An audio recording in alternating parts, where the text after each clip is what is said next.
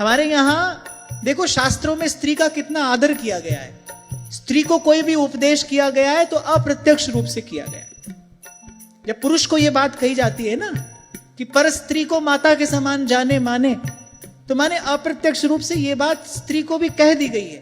लेकिन क्योंकि स्त्री का सम्मान है, क्योंकि स्त्री जननी है, हमारे यहां स्त्री पूज्या है, यहां नारी की पूजा होती है, इसलिए उसको जब उपदेश भी किया जाता है तो ऐसे अप्रत्यक्ष रीति से किया जाता है।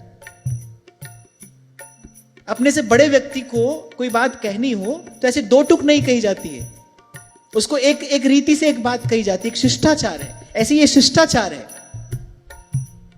पर पुरुष के लिए पर स्त्री और स्त्री के लिए पर पुरुष। ध्यान रखना, ये जितनी धर्म की बात यहां पर हो रही है, ये बात जीवन में आए रहे, इसके लिए सदाचार का बल चाहिए। अगर सदाचारी नहीं हुआ जीवन तो ये सब कहने सुनने की बात है। एक बार क्या लाख बार कहते सुनते रहो, पर दो पाटन के बीच में और साबत बचा न कुए।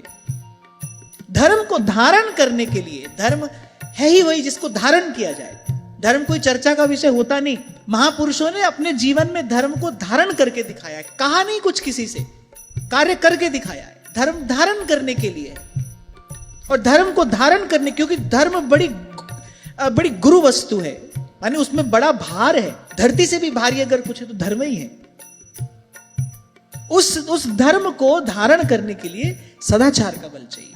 और यदि ये ना हुआ तो इस एक छिद्र से सब कर्म धर्म, सब जप तप, सब विद्या, सब पांडित्य सब बह जाता है। अगर ये नहीं हुआ जीवन में तो ये एक ही छिद्र पर्याप्त है सब मटिया मेट कर देने के लिए। जो माता है उसकी ओर कुदृष्टि ही तो डाली रावण ने, एक यही दोष तो था।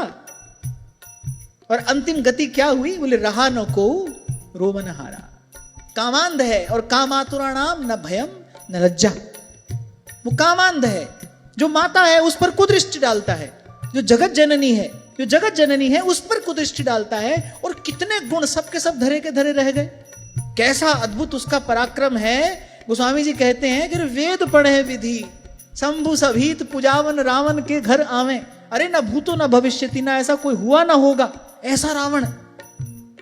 संत कहते हैं 1 लाख पुत्र 1.25 लाख नाती, 1 लाख पुत्र 1.25 लाख नाती, ऐसा उसका कुटुंब है, परिवार है। और अंत में करे रहा न को रोवन हारा। उसका अंतिम संस्कार करने वाला कोई नहीं है। एक दोष है, किसी पर कुदृष्टि डाली है। जो माता है उस पर कुदृष्टि डाली। आप सोचो, माता पर कुदृष्टि डालने वाला पुत्र कैसा होगा? क्या वो मनुष्य कहलाने योग्य है? अरे वो तो असुरों से भी गया बीता है, वो तो पशु से भी नीच है, निकृष्ट है।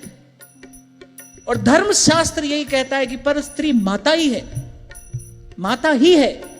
कभी कहा था यहीं से मैंने आपको कि सालीग्राम की बटिया चने के दाने जैसी हो या बड़ी शिला हो, पर है तो नारायण ही ना। ऐसे ही वो कन्या हो, वो स्त्री हो, पर भाई हमारे लिए माता ही है और माता ही है। और यदि जीवन में ये सदाचार नहीं है, कबीर साहब कहने सुनने की बात है, सब दंभ है, पाखंड है। सोई बात यहां पर कह रहे हैं, पर स्त्री जेणे मात रे और परधन नव झाले हाथ रे। ये तप है। इस तप की बात ऋषभदेव भगवान कह रहे हैं।